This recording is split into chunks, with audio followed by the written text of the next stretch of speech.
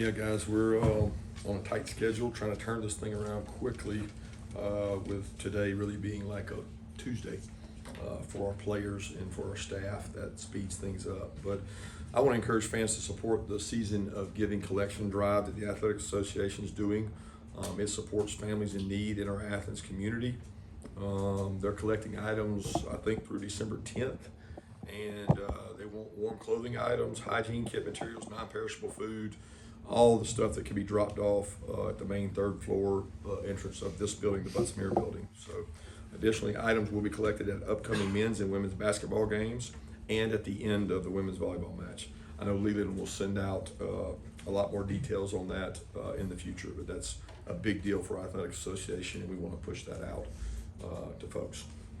We are on to Georgia Tech. We got started on them yesterday, which was like a Monday, which was very unique for us because it was not Monday, but it was like a Monday in terms of practice for us and moving things up. Of all the years we've been here, I think this is the first time we've had kind of a different timeline schedule for life like this. So our guys are excited. This is a huge matchup. This is an interstate rivalry game that's been part of history for a long, long time.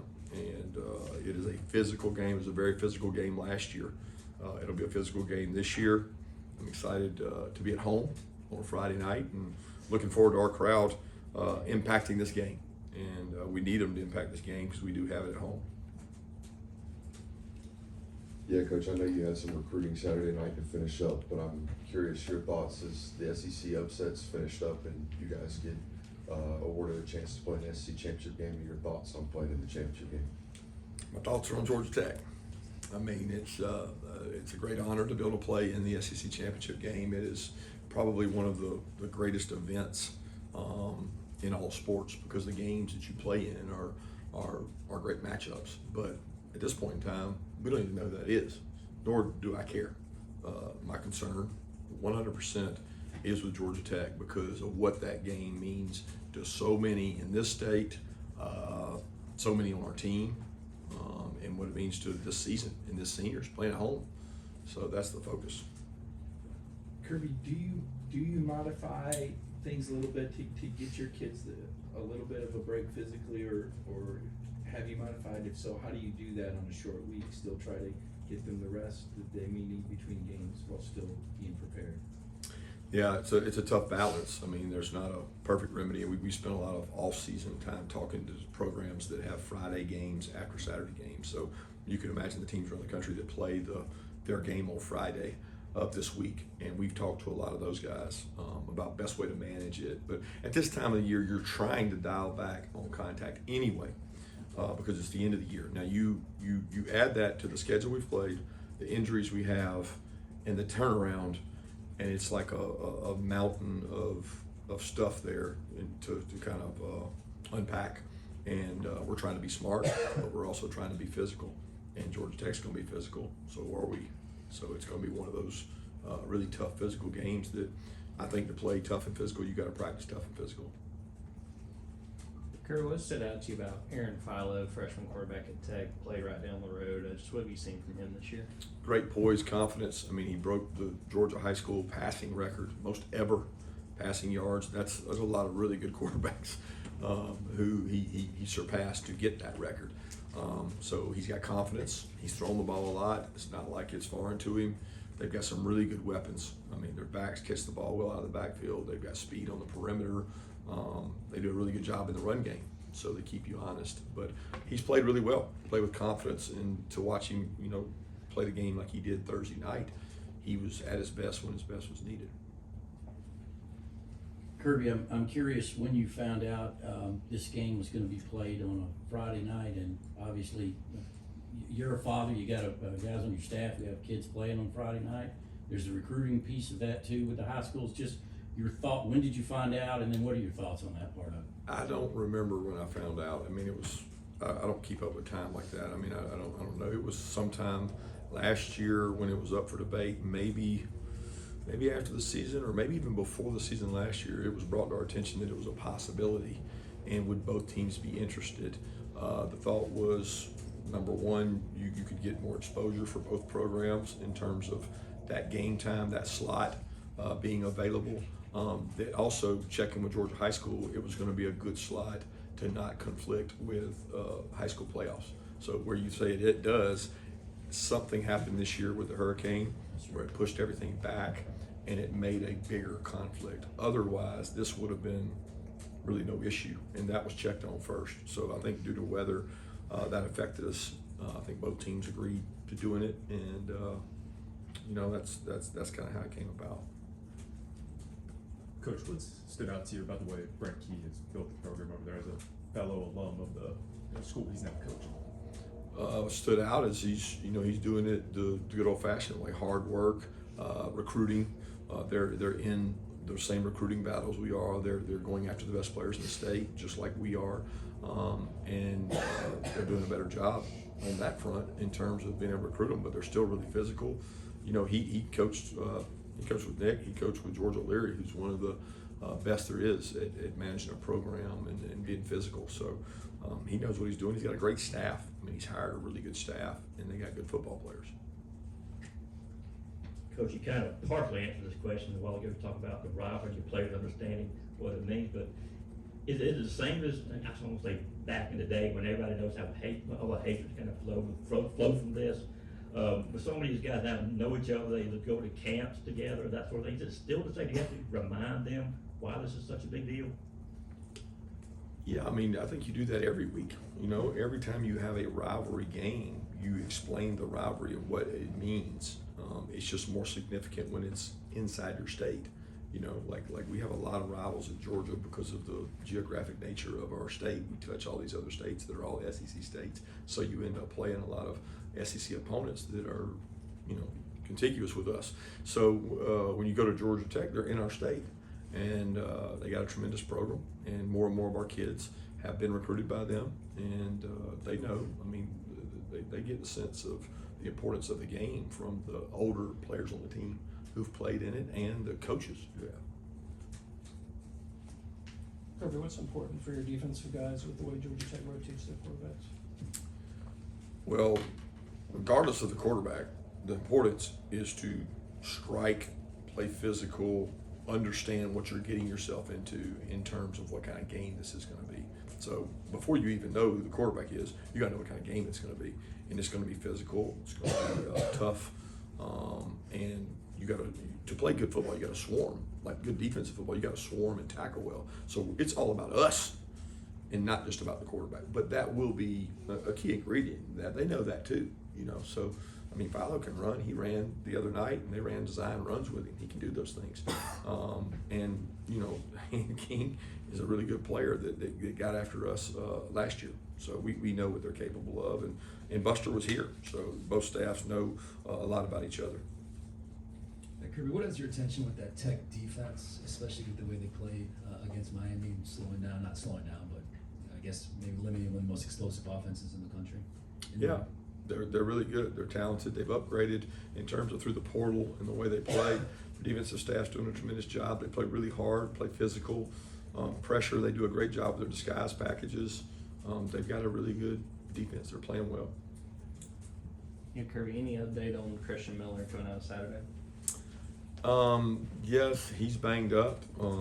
Didn't do much yesterday. Don't know what he'll be able to do today. Still trying to kind of assess because we didn't, like on Monday, I didn't get to see much yesterday and we weren't in pads. So we'll find out more as the week goes.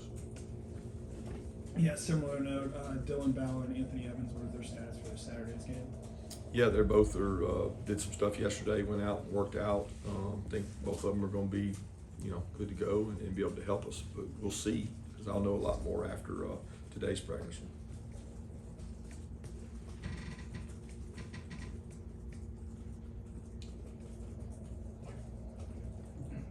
Kirby, I know that this may be just coach speak, but I guess I wonder, Brent Key said last summer, I guess, there's nothing he hates more in the world. The only thing I actually hate. When you talk about Georgia Tech, what's your take on rivalry and emotions, feelings for this game? Yeah, I don't think you get real emotional about things like that. I think you're a lot better, coach, when you stay composed and you coach your players and you teach your players what it's going to take to win the game, which it will be a emotional game. but I don't get emotional about it. It's an interstate rivalry. It's a chance at a state championship. It's a lot of pride. It's a lot of history in the game, but the game's played between the lines, between the players. We didn't get to see these guys this past Saturday, but can you tell us about the development of Ryan Puglisi and James and what they've done this year, what they need to work on? Yeah, they're both really good quarterbacks who have gotten better in our system. As you know, Ryan was here in the spring but missed considerable time in the spring with injury. And then Rashada didn't get afforded the opportunity in spring, so he's been having to pick it up quickly from being here summer and fall camp and picking all those things up. But they're both doing a great job. Coach, understanding that you and your core staff and the team is fully focused on Georgia Tech, I just wonder about the logistics side of now you have another game. You know it's going to be one of these two opponents. What are the logistics of that? Like your support staff and stuff like that? Is some attention shifted away and fully onto those two teams and the possibility of getting them a week hence? Not one thing different, Yep. Not one thing different. Because we would have been playing this game still not knowing. The difference is we know, but we don't know who it is. I mean, there's things that could have happened this coming weekend that would have determined whether we played or not. So we would have had to prepare the same way, which is no preparation. The preparation is Georgia Tech. There's nothing we can really do.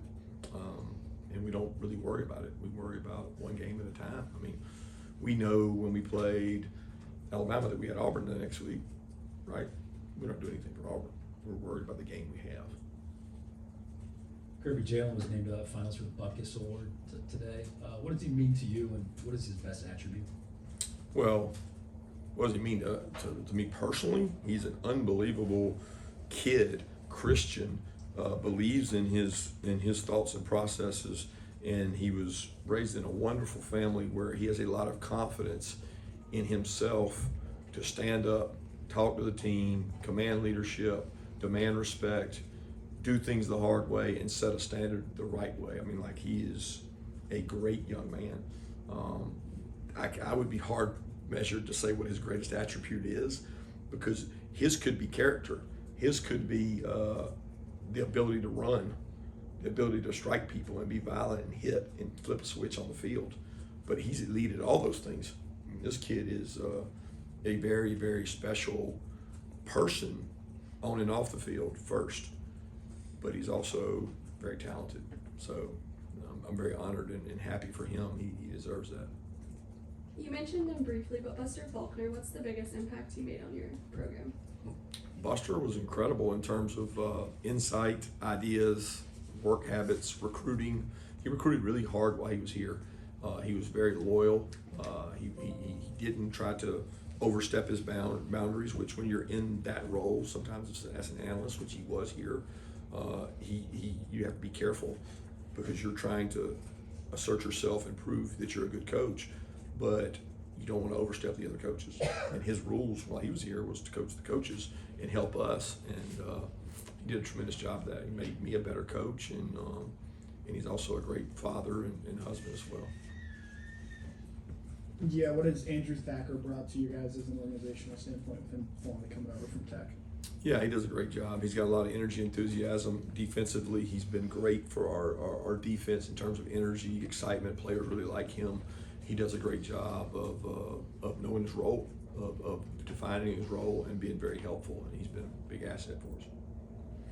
So along those same lines, Josh Crawford comes over from Georgia Tech. Just what do you think of the job he's done, both coaching these running backs and recruiting for you guys? Yeah, I don't know many people that have had to go out and play with three true freshmen in a critical, pivotal game, which really happened against Tennessee. And those kids didn't flinch. He didn't flinch. You prepare year-round to have them ready for a moment like that. He's done that. He's very intelligent and does a good job demanding excellence from those kids, and that's a big part. And he was a really good high school coach in the state as well, which I think is big. Coach, any update progress report on maybe getting some running backs healthier this week? Maybe anybody might see some action come back? We'll know more today. Brent and Rod both have looked good in the last week in terms of picking up their pace, running, cutting. We're gonna progress them today. They're gonna do more today than they have. They ran, I guess y'all saw them Saturday run. They did more yesterday. We're day by day with those guys, but there's a possibility. So we're excited about them getting back to work. Kirby, I think you used the word fluke after the game the other day about the shot play downfield against you guys. Is there anything in particular with the DBs that you guys as a staff focus on to try to curtail that kind of thing? Yeah, reps.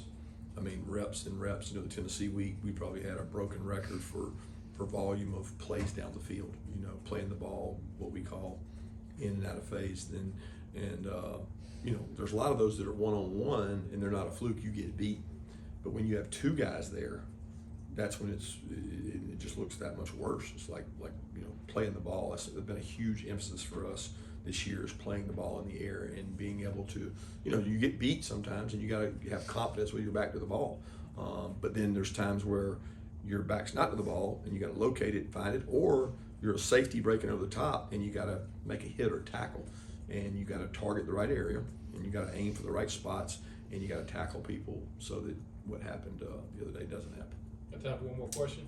Kirby, there's a stat floating around out there, 7 SEC teams in the top 25, 13 and 12 in true SEC road games. Is that night games? Is that portal? What do you attribute that 13 and 12 record to for the 7 SEC teams in the top 25?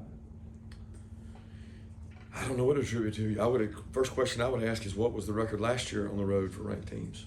Because I don't think it's changed. It's hard. It's hard to play on the road in the SEC.